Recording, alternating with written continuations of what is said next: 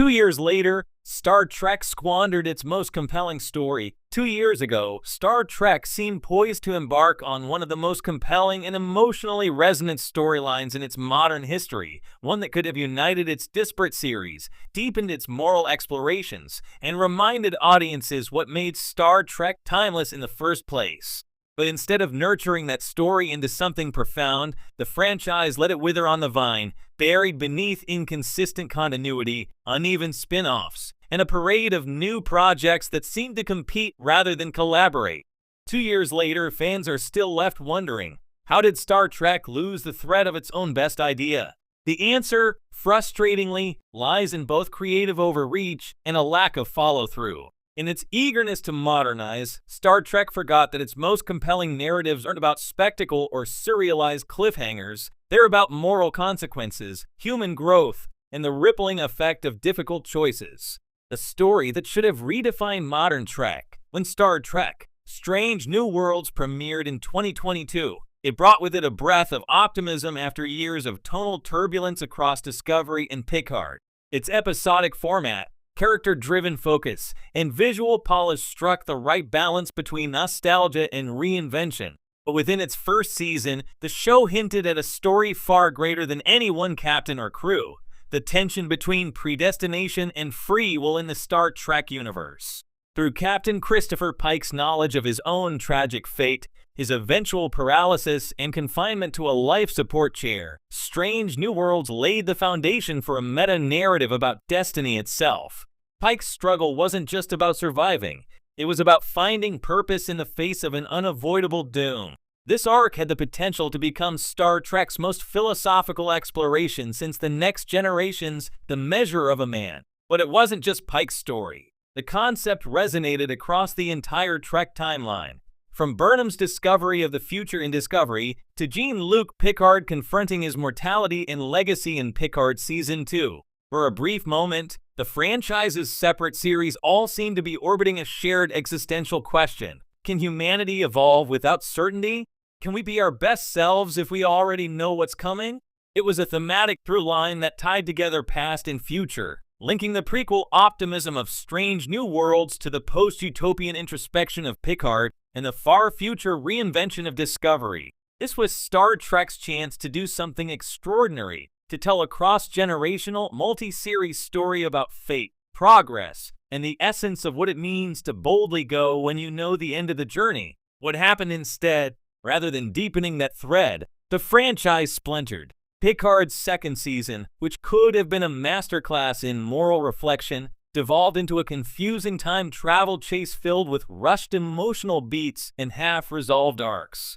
Q's final moments, once bursting with existential gravitas, ended with a whimper instead of a philosophical revelation. Meanwhile, Discovery, despite its occasional brilliance, drifted further away from the foundational questions of Starfleet's ideals. The series' later seasons focus more on galactic-scale crises than on the human drama those crises should illuminate. Its emotional core, Burnham's relationship to the Federation's lost future, became diluted amid cosmic mysteries and high-stakes spectacle. Even Strange New Worlds, which remain the most consistent of the new series, began to move away from Pike's internal conflict in favor of tonal experimentation. Crossovers, musical episodes, and genre pastiches brought fun, but at the cost of long-term thematic payoff. By Season 3, Pike's tragic knowledge had become more of a narrative accessory than a driving force. The question of fate, once central to the show's identity, faded into the background, replaced by episodic adventure and light character arcs. And so, the unifying story that could have defined modern Star Trek quietly evaporated. The moral weight that once anchored the franchise, the balance between the human heart and the cosmic unknown, was lost beneath the noise. Star Trek's real power was never its lore. The irony is that Star Trek's greatest moments were never about lore or continuity. They were about the power of ideas. Episodes like The City on the Edge of Forever, The Inner Light, and In the Pale Moonlight endure because they wrestled with moral paradoxes. When Strange New Worlds introduced Captain Pike's foreknowledge of his fate, it resurrected that classic tension, the idea that knowledge itself could be a burden. It gave us a captain forced to confront the limits of agency, a Starfleet officer whose very principles were being tested by inevitability. That was a goldmine for storytelling. Imagine if Star Trek had committed to exploring how that awareness might echo through history, how Pike's fate might shape Spock's lifelong devotion to logic, or how it could influence future captains like Kirk, Sisko, or Picard. Imagine a connective story where each generation of Starfleet leaders wrestled with the same philosophical question from a different angle. How much of our lives are defined by the roles we inherit, and how much by the choices we make? That right there was Star Trek's most compelling modern story, and it was squandered not through malice, but through distraction. The age of fragmented Trek. Today's Star Trek universe is vibrant but unfocused. Paramount Plus has invested in a slate of series, Strange New Worlds, Lower Decks, Prodigy, Section 31, and the in-development Starfleet Academy, each with distinct tones and audiences. It's an admirable attempt to diversify the brand, but in doing so, the creative center has been lost. What made the Berman era 1990 to 2005 so enduring wasn't that all shows were interconnected. It was that they shared a philosophical spine. Whether you were watching The Next Generation, Deep Space Nine, or Voyager, you could feel the shared moral DNA of Roddenberry's vision.